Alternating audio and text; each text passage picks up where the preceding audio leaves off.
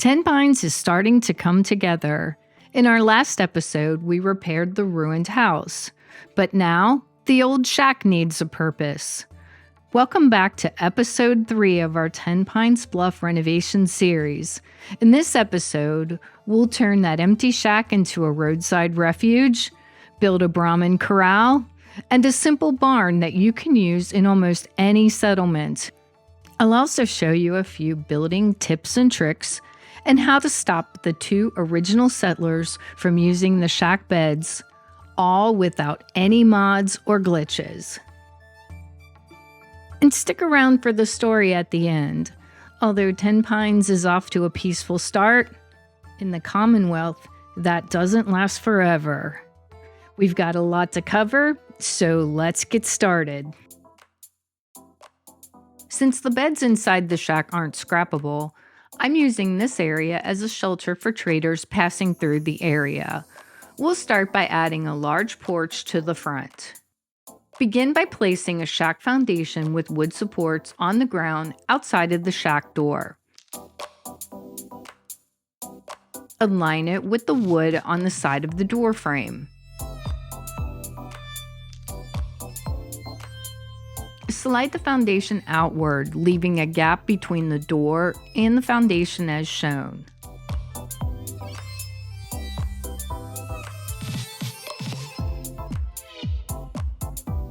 Snap a second foundation to the outer edge of the first.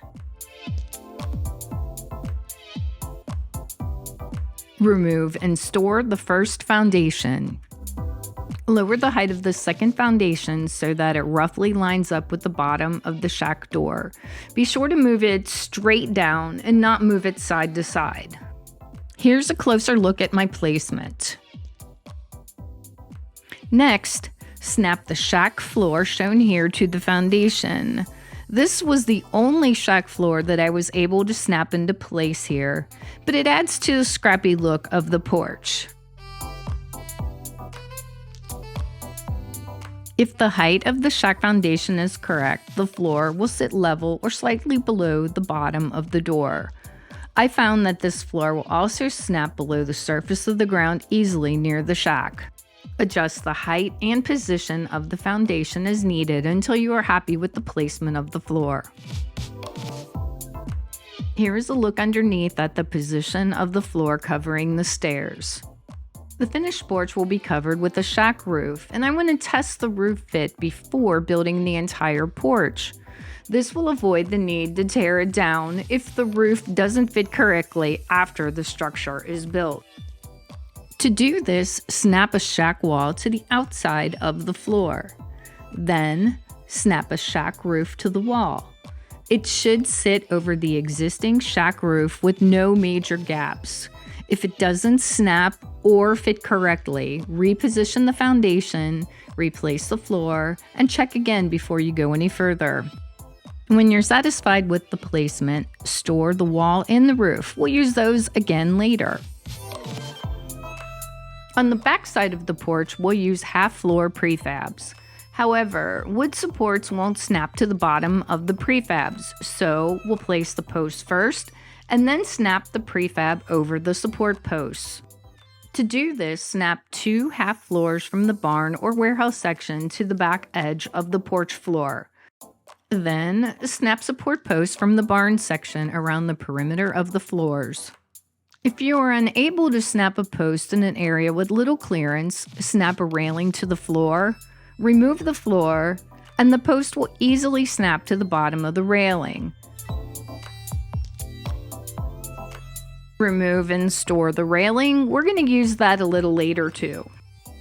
Remove and store both of the half floors to make room for the prefabs. On the opposite side, snap 2 small shack floors to the upper edge.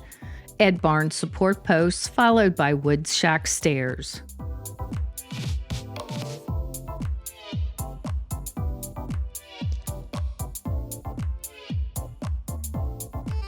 Here's an overview of our build so far.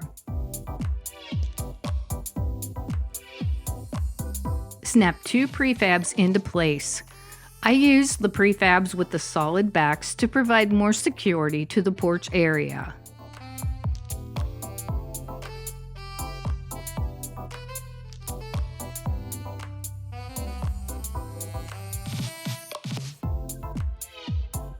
On the side, attach the shack wall that we stored earlier. Fill the openings on the prefabs with the shack half walls. Add a roof.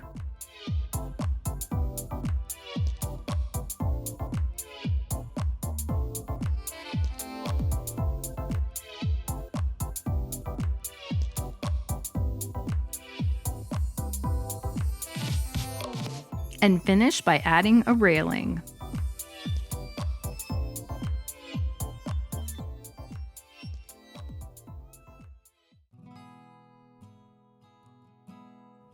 On the porch, I added workbenches to give the settlement a place to mod weapons, armor, or produce chems.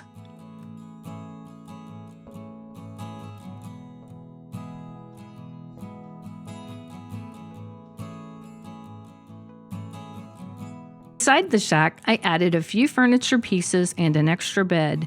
The unscrappable mattresses still count as settlement beds, and the original settlers may continue to use them even after they've been assigned elsewhere. Later in this video, I'll show you how to fix that, and the solution also doubles as your first step towards settlement defenses, which we're going to address in the next episode.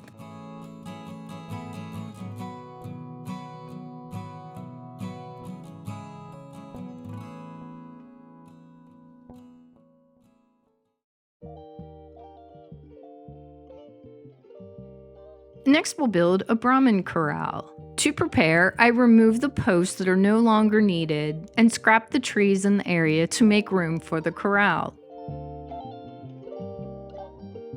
The enclosed portion of the corral will be positioned near the settlement boundary and will have a fenced-in portion that follows the curve of the bluff. To build the covered portion of the corral, position 2 prefabs with solid backs on the top of the bluff. I'm positioning the prefabs in front of the 2 unscrappable bushes. Because we're on a hill, the bottom of the prefab is floating above the ground. But we can fix that. On the front edge of the right prefab, snap a long scaffolding railing. Temporarily remove both of the prefabs.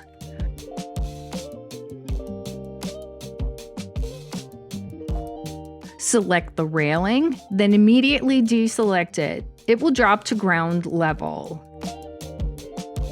Now, snap one of the prefabs to the railing.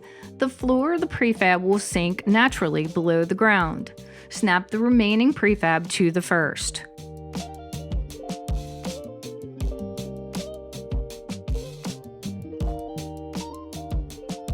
Place railings along the bluff's edge, starting in the center and curving up to the prefab on the side nearest the farm. You may need to readjust the railings to get the proper fit and spacing around the corral.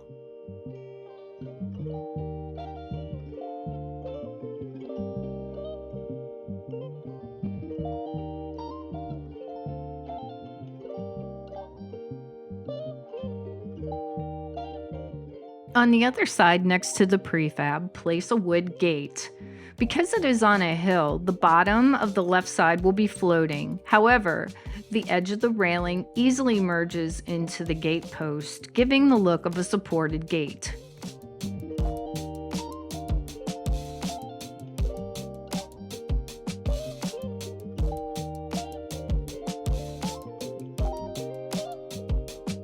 Finish the side of the prefab by snapping on a shack half wall. There are 2 brahmin troughs in the game. The first is found in the Resources Miscellaneous menu. The second is in the Decorations Nuka World Dry Rock Gulch menu. I'm also using a few hay bales found in the same menu.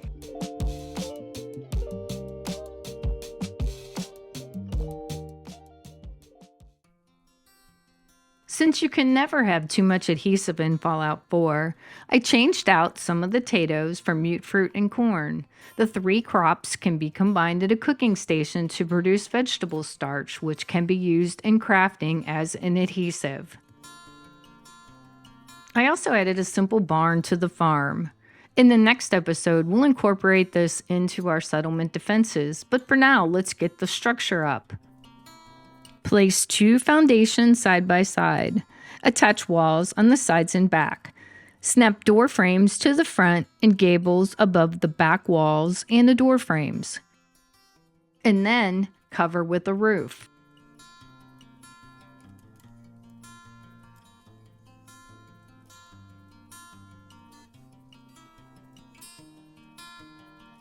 Snap on doors and stairs, and you're done. It's a small, functional barn that works in any settlement. With the idle markers already marked, it was easy to place a few chairs around the campfire. NPCs will use both the chairs and the markers when visiting Tenpines. If your original settlers are like mine, they can't seem to give up their old beds in the shack, even though they've been assigned new beds in the house. To prevent the original settlers from using the beds, reassign them as guards, and problem solved. They will work through the night and forget all about those beds. And in the next episode, we'll shore up the defenses of Tenpines and we'll work our new guards into the plan. And that's everything for this build: a covered porch, a brahmin corral, and a simple barn. But a settlement isn't just about its structures, it's about the life that happens inside them. So let's take a look and see how things are going at Tenpines Bluff. Although work on the farm is still exhausting, Faye and William finally feel as though they have a home in the wasteland. The house the Minutemen built for them has given them a sense of security, and for the first time, they can focus on more than just surviving. They've expanded their potato farm to include corn and mute fruit, both important for food and adhesive production. They also acquired a brahmin from a nearby settlement, providing plenty of fertilizer for the farm, although being downwind from the corral took a little getting used to. Life at Tenpines had begun to settle into something almost normal. Now that they were no longer sleeping in the old shack, Faye and William decided to fix it up as a place for Lucas and his crew to rest whenever they passed through on their travels across the Commonwealth. Using leftover supplies from the house renovation, they rebuilt the shack into a covered rest stop, complete with tools, workbenches, and a small but cozy sleeping area. Faye even brightened up the place with a custom mural covering the rear wall. It was nowhere near the quality of the house that the Minutemen had built for them, but Lucas was grateful nonetheless. For a while, life on the farm was mostly uneventful. But peace in the Commonwealth isn't something you keep, it's something you borrow. Late one night, a lone figure made his way up the hill toward Tenpines. Barely able to move, the man fell just outside the newly rebuilt shack. Faye and William rushed to help him, carrying him inside and lying him down to tend to his wounds.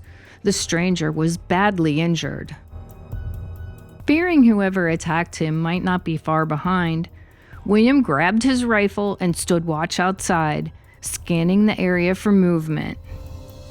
Inside, Faye did what she could to clean the man's wounds and bring down his fever. She carefully laid out his belongings on the table. He didn't have much: a pipe gun and a small wooden case. When William came back inside, he stopped at the table and looked at the wooden case. William said nothing at first. As his eyes met Faye's, they both knew. They needed a doctor, and they needed one now. The man drifted in and out of consciousness, feverish and delirious. His breathing was shallow. Then, In a weak voice, he whispered a single name.